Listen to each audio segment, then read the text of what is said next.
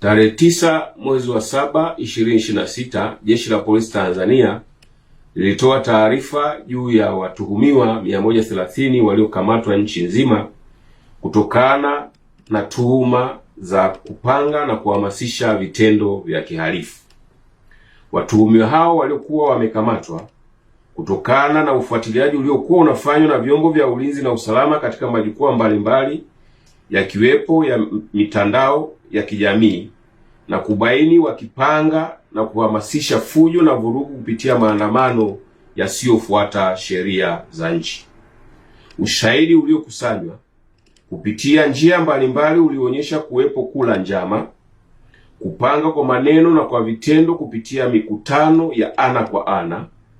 mijadala ya klabu za mitandaoni ambayo hata waliofanikiwa kuingia waliyasikia, kuandaa na kusambaza jumbe mbalimbali kupitia mitandao na vipeperushi vilivyosambazwa maeneo mbalimbali. Mengine waliokuwa wakipanga na kuhamasisha mbali na kufanya fujo na vurugu kupitia maandamano yasiyofuata sheria, kanuni na taratibu ni pamoja na kuua viongozi wa serikali na wananchi ambao hawaungi mkono, kuchoma shule moto ili kuleta hofu na taharuki kwa wazazi na walezi, kulipua transforma za umeme ili nchi iwe gizani,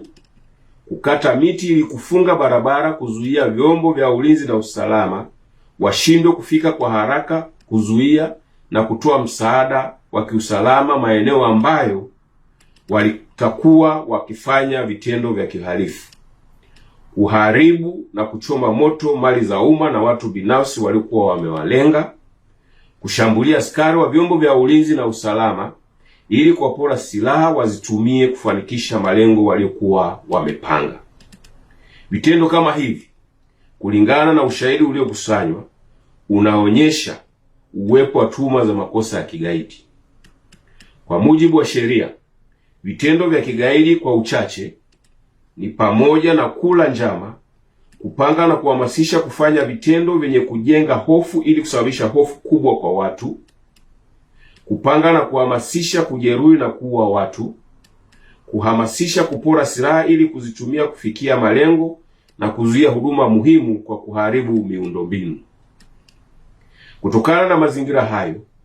watuhumiwa hao waliokuwa wamekamatwa walianza kufikishwa mahakamani na hadi sasa waliofikishwa mahakamani ni 36, wakiwepo 4 waliokamatwa na vilipuzi 155 huko mkoani Iringa. Wengine wataendelea kufikishwa mahakamani, wakiwepo wale wanaoendelea kutafutwa kutokana na ushahidi uliokusanywa. Jeshi la Polisi kwa kushirikiana na vyombo vingine vya ulinzi na usalama litaendelea kutekeleza majukumu yake kwa weledi mkubwa kuhakikisha Watanzania na taifa linaendelea kuwa salama.